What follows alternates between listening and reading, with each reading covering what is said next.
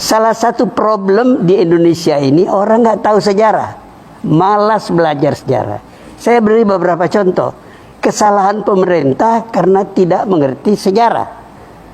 Dan juga mungkin ini pemimpin Islam juga banyak yang melakukan kesalahan karena tidak begitu mempelajari sejarah, tidak mengerti. Contoh yang selalu saya kemukakan, kalau nggak salah di TV tadi malam saya ulangi lagi, Bung Karno. Bung Karno itu menjelang Gestapo mengembangkan ideologi Nasakom. Masih ingat? Kalau usia Anda masih sekitar usia saya 77, tentu ingat. Tapi yang muda-muda mungkin nggak ingat. Jadi Nasakom ini gagasan Bung Karno tahun 26. Setelah pemberontakan PKI, Silungkang, Jakarta, dan Banten. Kalah, tumpas oleh Belanda. Dan pemberontak dibuang ke Bovendigul. Bovendigul itu di Papua sekarang. Bung Karno melihat pemberontakan itu gagal karena tidak ada persatuan. Itu komunis saja. Jadi Bung Karno mengajak persatuan nasionalis, Islam, dan komunis. Nggak ada masalah waktu itu. Kenapa tidak ada masalah? Komunis belum jadi ancaman bagi orang Indonesia. Tahun 48, bapak-bapak, ibu-ibu, mudah-mudahan belajar sejarah, tahu ada pemberontakan PKI di Madiun. Banyak korbannya. Korbannya itu banyak alim ulama, ya, perwira-perwira TNI, tokoh-tokoh birokrasi, dan sebagainya. Sejak itu, cara orang Indonesia yang bukan komunis melihat Indonesia itu sebagai ancaman. Lalu terjadi apa yang sebagian besar kita ingat, Gestapo tahun 65. Sejumlah jenderal itu dibunuh oleh PKI. Keadaan itu memperburuk kemungkinan mengembangkan persatuan berdasarkan Nasakom. Akhirnya akan Bung Karno tersingkir dan Nasakom itu tidak dibicarakan lagi, habis sudah sejarahnya. Nah, ini adalah pengalaman yang terekam dengan baik di kalangan orang-orang yang pernah menjadi korban PKI. Siapa itu? Orang-orang Islam yang banyak disembelih oleh PKI dan tentara. Makanya kalau Anda lihat sekarang penentangan terhadap rencana undang-undang HIP itu adalah orang-orang Islam dan tentara, pensiunan tentara terutama. Karena yang tentara nggak boleh berpolitik lagi, gitu. Nah, saya mengatakan seandainya Bung Karno tahun-tahun demokrasi terpimpin sejak 59 sampai tahun 65 menyadari, mempelajari sejarah itu, beliau tidak berkutat mempertahankan Nasakom. Karena mempertahankan Nasakom itulah maka dia akhirnya tersingkir. Nah, ketika undang-undang HIP itu mulai muncul, orang Islam teringat, ini kalau dibiarkan, ini akan kembali kepada Nasakom. Tentara juga, ini berbahaya. Kalau ini dibiarkan, itu bisa kejadian pembantaian seperti dulu. Nah, apakah ada kemungkinan ke sana? Apakah ada bahaya itu ada? Saya adalah orang sejak beberapa tahun terakhir berapi-api bicara baik di kuliah-kuliah saya, ceramah-ceramah saya, dan di televisi. Apa yang saya katakan? Komunis itu sudah bangkrut. Uni Soviet bubar. Cina jadi kapitalis. Vietnam jadi kapitalis. Ada partai komunis di negeri itu, tapi ideologi komunis tidak lagi mereka jalankan.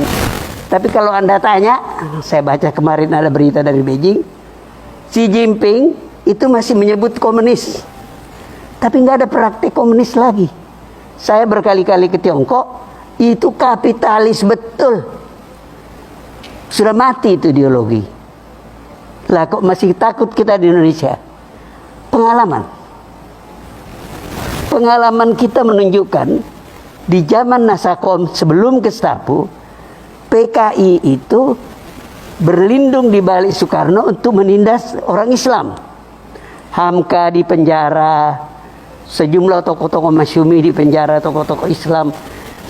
Selain orang seperti Mokhtar Lubis, ya, orang seperti Syahrir, itu semua musuhnya PKI, penjara. Baru bebas setelah Gestapo, dibebaskan oleh pemerintahan Orde Baru.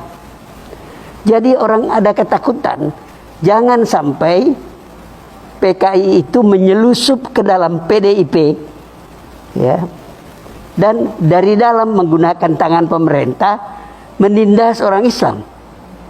Jangan lupa ada anak PKI namanya Ripka Ciptaning, pernah dengar gak?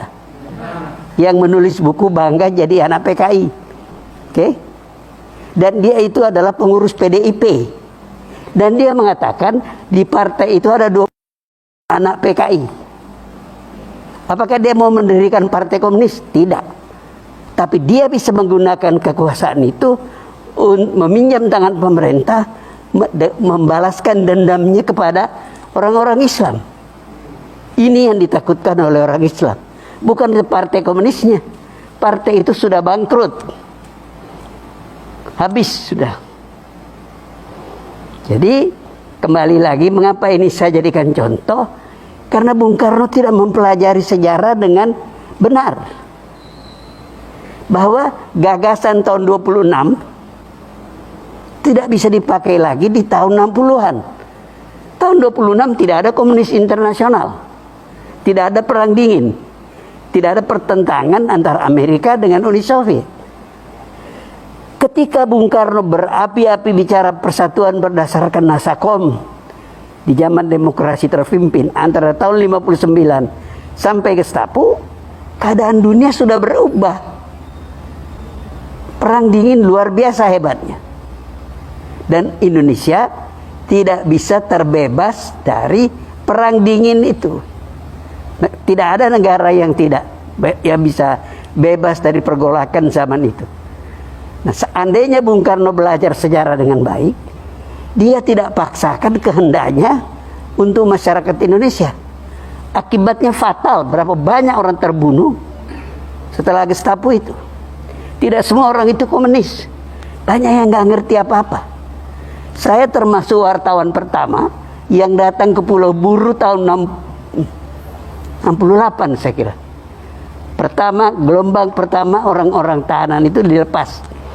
Saya interview beberapa orang. Yang saya ingat ada seorang pakai kopiah haji di tengah-tengah lapangan gitu. Saya datangi, Bapak Haji ya? Ya Pak. Loh, Bapak kok PKI? Dia bilang, katanya Pak, PKI itu Partai Kaji Indonesia. Coba lihat lihainya komunis itu. Kaji. Jadi ini Bapak ini nggak ngerti apa-apa. Dipropagandai, mungkin dapat fasilitas, dan PKI kan jago dalam soal-soal seperti itu. Dia bagi-bagi tanah para ulama, para pesantren begitu, kepada orang-orang yang tidak mengatakan ini orang-orang Islam ini kapitalis memeras rakyat. Kamu ambil tanahnya. Nah, ini kemudian menjadi bahan konflik, sehingga setelah Gestapo banyak pembantaian terhadap orang-orang PKI karena dia dulu merampas tanah-tanah wakaf, tanah-tanah para haji yang dianggap sebagai pemeras dan sebagainya. Nah, dari pengalaman sejarah itu tadi saya melanjutkan uraian Anda mengenai pentingnya sejarah itu. Dari pengalaman itu kita lihat kalau tidak hati-hati membaca sejarah, Anda akan berbuat salah. Contoh yang baik. Di tahun-tahun 20-an, 30-an, itu Belanda berkampanye, itu otak pemikirannya Profesor Snoeck-Horgeroonya berkampanye membuat orang-orang Islam itu sekuler. Mereka